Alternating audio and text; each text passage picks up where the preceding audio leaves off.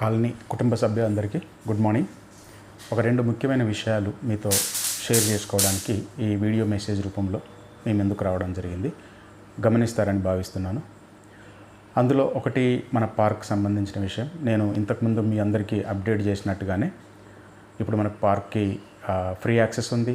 Watchman వచ్చారు, plus cleaning జరుగుతూ ఉంది, ప్లస్ గ్రీనరీని ఎన్హాన్స్ చేయడానికి ఎన్ఎంసీ నుంచి head of the parks of NMC వారితో నేను మాట్లాడడం జరిగింది. వారు కూడా త్వరలో, ఇప్పుడు ప్రస్తుతానికి వెకేషన్లో ఉన్నారు, త్వరలో వచ్చి మన పార్క్ని విజిట్ చేసి దాన్ని ఇంకా హైజీన్గా ఎలా మెయింటైన్ చేయాలి, ప్లస్ మన రిక్వైర్మెంట్స్ ఏంటి అవన్నీ తెలుసుకొని వాళ్ళు మనకు సపోర్ట్ చేస్తానని చెప్పడం జరిగింది. ఒక 2 వీక్స్లో అది కూడా జరుగుతుంది. సో కనుక ఇప్పటి నుంచి మిత్రులందరూ, రెసిడెంట్స్ అందరూ పార్క్ని ఫ్రీగా యాక్సెస్ చేస్తూ బాధ్యతగా ఉంటారని, ఎంజాయ్ చేస్తారని ఆశిస్తున్నాను. అంతేకాకుండా ఇంకొక విషయం ఏంటంటే, నేను పార్క్లో రెగ్యులర్గా వెళ్ళే వాళ్ళతో మాట్లాడినప్పుడు ఒక విషయం నా దృష్టికి వచ్చింది. సో ఏంటి అంటే, ముఖ్యంగా లేడీస్ 2 షటిల్ కోర్ట్స్ ఉన్నాయి అక్కడ. ఒకటి కార్నర్లో ఉన్న కోర్ట్ ఒకటి, ప్లస్ ఎంట్రన్స్లో ఉన్న కోర్ట్ ఒకటి.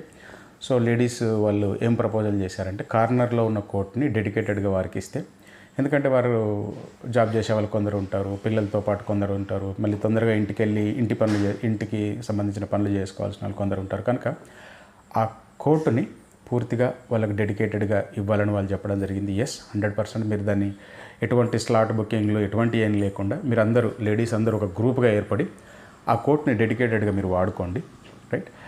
ఏ టైంకి వస్తే ఆ టైంకి, ఎందుకంటే అక్కడ కాంపిటీషన్ లేదు, ఏం లేదు. ఫిట్నెస్ కోసం వస్తారు కనుక మీరు వచ్చిన టైంకి వచ్చినట్టు ఆ బ్యాచ్లలో జాయిన్ అయిపోతూ 6 గంట ఆడుకొని మీరు వెళ్ళిపోతారు కనుక మీరు దాన్ని ఒక గ్రూప్గా మీరు ఫామ్ అయిపోయి మీరు దాన్ని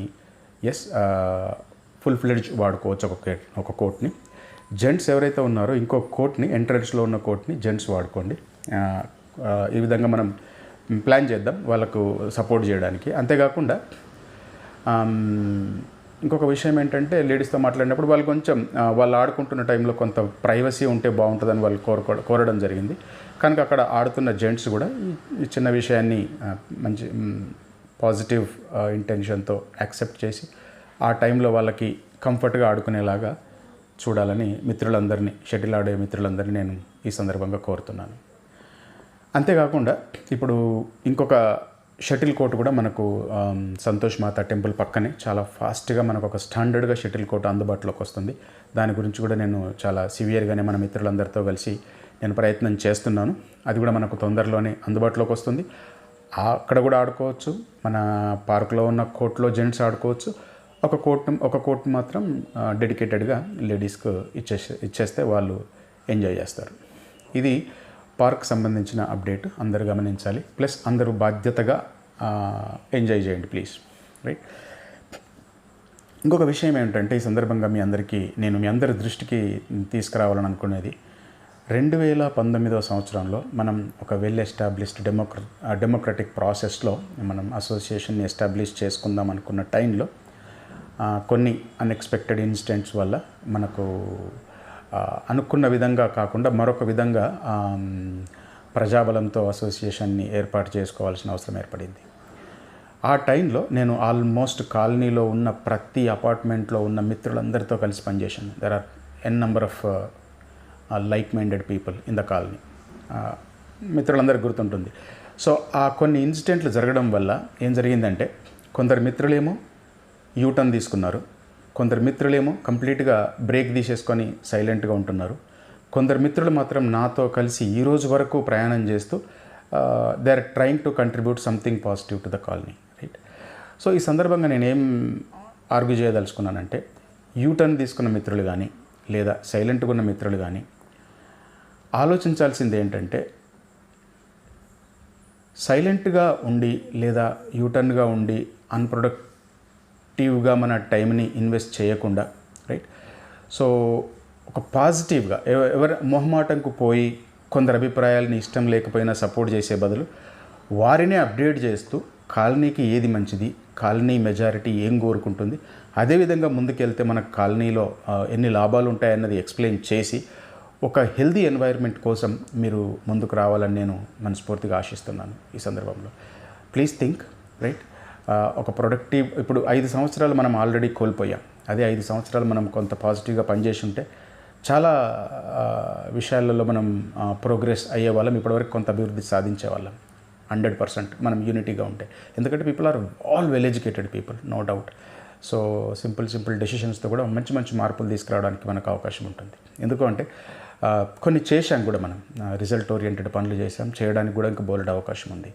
కనుక ప్లీజ్ డోంట్ బీ సైలెంట్. ఎందుకంటే సైలెంట్ అనేది it's not a good message to your self and to the society also. ఎందుకంటే ఎందరో మంది త్యాగాలు వల్ల మనకు సంబంధం లేని వ్యక్తులు కూడా కొత్త చట్టాలు చేయడంలో 1947లో వచ్చిన స్వతంత్రం నుంచి ఈ రోజు వరకు జరిగిన ఉద్యమాలలో మనకు సంబంధం లేకున్నా కష్టపడి ఫైట్ చేసి ప్రాణాలు కూడా కోల్పోయిన వాళ్ళు కూడా ఉన్నారు. అటువంటి వాళ్ళ సాక్రిఫైస్ని ఈరోజు మనం ఎంజాయ్ చేస్తున్నప్పుడు కొంత కూడా కంట్రిబ్యూట్ చేయకపోతే మాత్రం it's a big question to our self. So please think and I hope everyone will understand all. నేను ఒక స్పెసిఫిక్ పీపుల్ని ఇక్కడ టార్గెట్ చేసి మాట్లాడడం లేదు, అందరూ కాలనీ మిత్రులు అందరూ దీన్ని కొంత పాజిటివ్గా ఆలోచించి as soon as possible let us establish a right system within the colony. ఆ విధంగా ముందుకెళ్తే మన కాలనీ బాగుంటుంది. ప్లస్ మనలాంటి ఇంటర్నేషనల్ ఎక్స్పోజర్ ఉన్న వెల్ ఎడ్యుకేటెడ్ మిత్రులు అందరూ యూనిటీగా ఉంటే ఇంకొకటి ఏం జరుగుతుందంటే, ఇప్పుడు ఫర్ ఎగ్జాంపుల్ కార్పొరేటర్ని గెలిపిస్తాం 5 సంవత్సరాలకు ఒకసారి, క్వాలిఫైడ్ అయినా కాకుండా గెలిపించాం, వాళ్ళు ఎప్పుడు వస్తున్నారు ఎప్పుడు పోతున్నారో తెలియదు. అదే మనం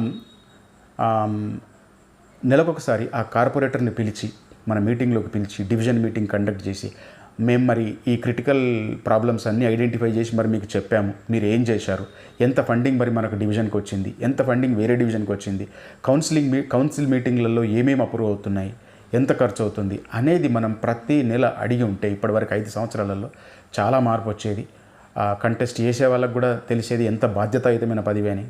కానీ అది కాకుండా మనం ఏం చేస్తున్నామంటే కొన్ని 100 కోట్ల రూపాయల బడ్జెట్ ఉన్న ఎన్ఎంసీకి ఒక వాట్సాప్ కూడా ఆపరేట్ చేయరాని వ్యక్తిని మమ్మల్ని రూల్ చేయమని అక్కడికి పంపించి మనం మాత్రం అన్ఫార్చునేట్లీ ఇంట్లో ఉండిపోతున్నాం.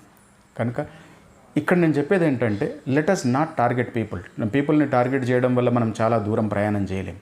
Let us target system. అది కాలనీ సిస్టమ్ కావచ్చు, డివిజన్ సిస్టమ్ కావచ్చు, ఎన్ఎంసీ సిస్టమ్ కావచ్చు. First we will understand the system, then we will question the system, then we will clean up the system, then we will re-establish an upgraded version of the system which will meet our expectations.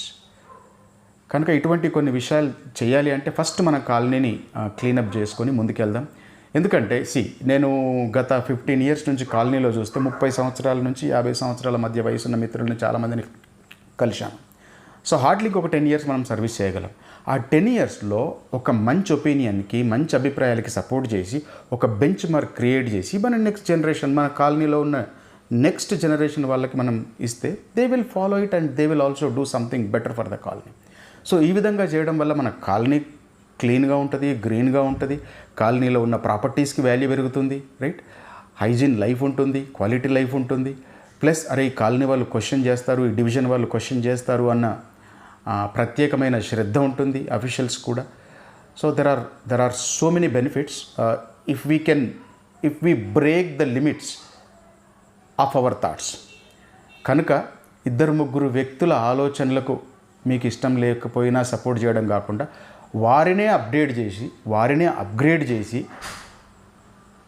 కొత్తగా ఆలోచింపజేసి ఒక మంచి వాతావరణాన్ని సృష్టించడానికి మీరందరూ కలిసి వస్తారని మనస్ఫూర్తిగా ఆశిస్తూ ఆలోచించాలని కోరుకుంటూ ఈ సందర్భంగా మిమ్మల్ని నేను ఆర్గ్యూ చేస్తున్నాను. Thank you very much. Please think and come back. Thank you.